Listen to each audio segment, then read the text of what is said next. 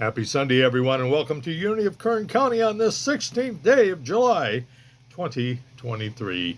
I'm Reverend Chuck, and today's message is based upon one of Jesus' main teachings about the power of faith that we have in our lives. And so, as we do each Sunday, we honor that presence of God as we best understand that presence in our life and in our affairs, as we open with a prayer by Charles Fillmore, co-founder of Unity, entitled In the Presence. I am now in the presence of pure being, and immersed in the Holy Spirit of life, love, and wisdom. I acknowledge your presence and power, O Blessed Spirit. In your divine wisdom, now erase my mortal limitations, and from your pure substance of love, bring into manifestation my world according to your perfect law. And so it is. Oh, wow. You know, when we read about the historical Jesus, we find that he was very passionate about the activity of faith in one's life. And he would go so far as to tell the people that he healed it was not him doing the work, but the faith that they had that healed them. It is that faith that made them whole. So today's message is about walking by faith and how that can affect our life and our affairs. You know, I've often referred to this acronym that I created many years ago as a guide based upon Jesus' main teaching points on where we can find God's kingdom that we call heaven. And of course, that place is available to all of us.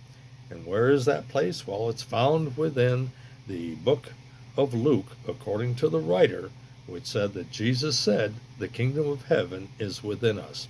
So therefore, we have that kind of faith, if you will, that Jesus had, that we can see being expressed in our life and in our affairs.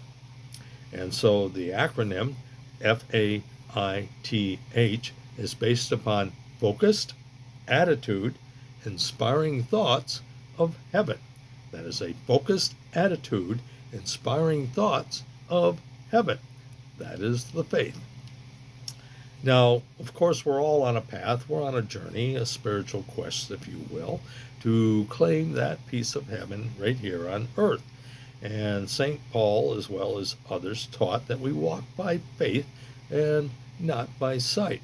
For faith is the substance of things hoped for, and of course, the evidence of things not seen. Now, I don't know about you, but I know that many of us need a boost from time to time of faith, because we sometimes will experience evidence and events, circumstances, trials and tribulations that may cause us to doubt. And Francis of Assisi also was no stranger to the negative side of the human condition when he wrote this prayer that bears his name: Lord, make me an instrument of thy peace. For where there is hatred, let me sow love. Where there is injury, pardon. And here's the kicker: where there is doubt, faith. Where there is despair, of course, hope. And where there is darkness, there is light. And where there is sadness, there is joy.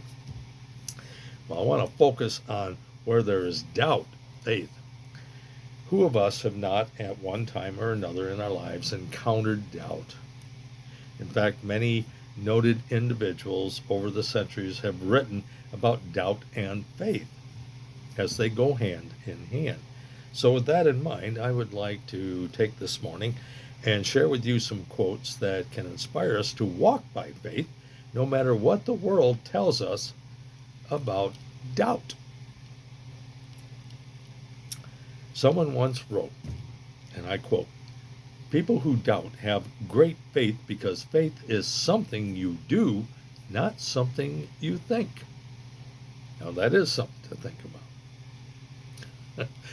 At a time during the Depression, of course, doubt seemed to be controlling the masses of our country when Franklin Delano Roosevelt came on the radio to calm the nation.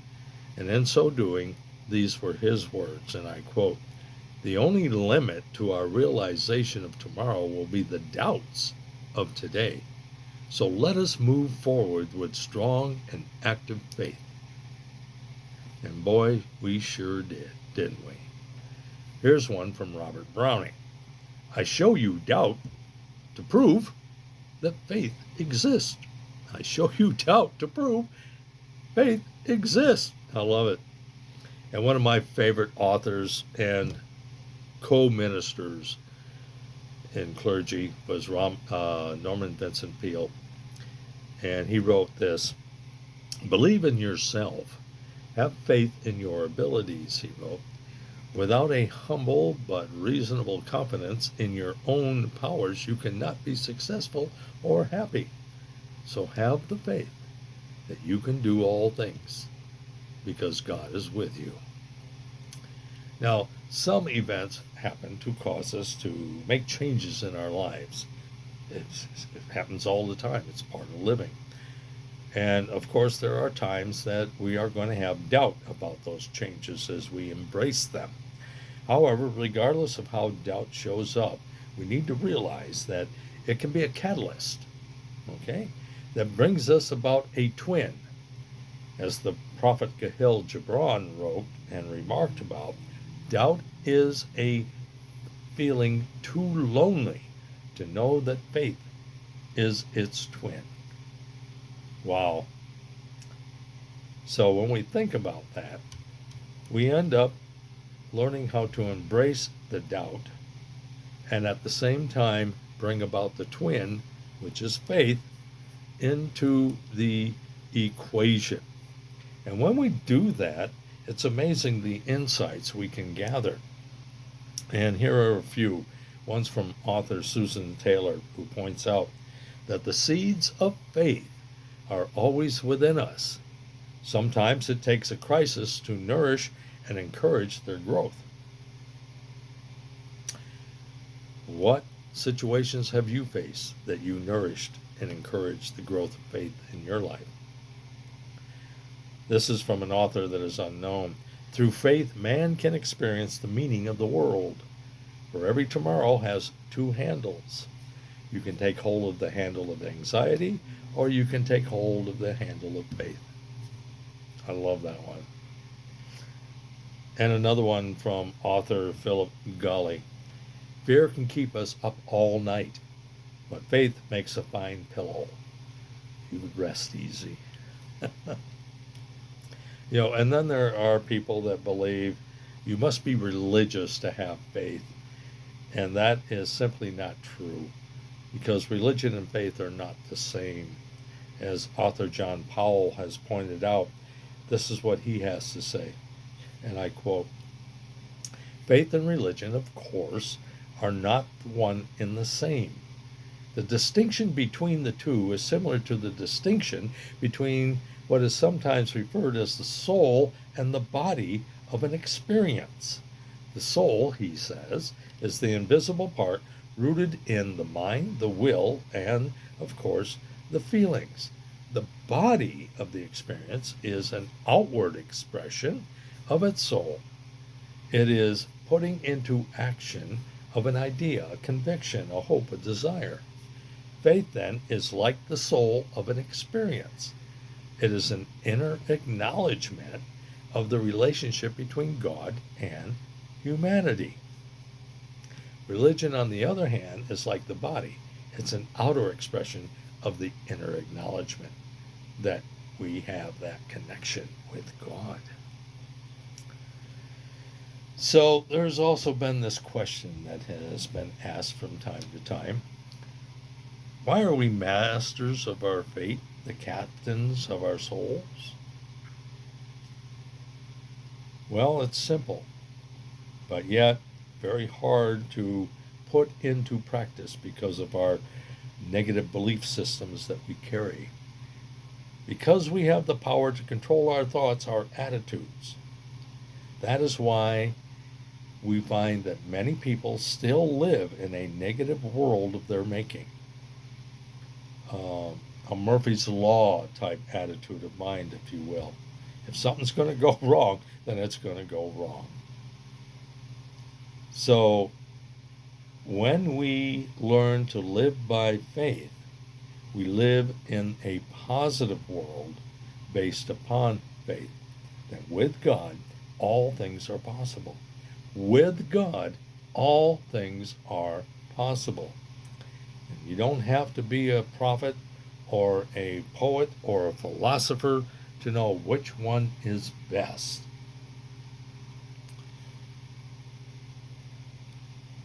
You know, when we choose to walk by faith instead of doubt, we discover the kind of faith that Jesus taught about. The type of optimism, if you will, that helps us realize that God is always there because we do have a focused attitude, inspiring thoughts of heaven. That is the faith by which we can walk by, we can live by, we can express by in our life and in our affairs. And so all we need to do is put our 2020 hindsight glasses on and see how faith has given us that path, that roadway on our journey to guide us, to direct us in a way that is beneficial to whatever we do. And so as you ponder, if you will, all those situations you have found yourself in, go back and look and see how faith has helped you through it.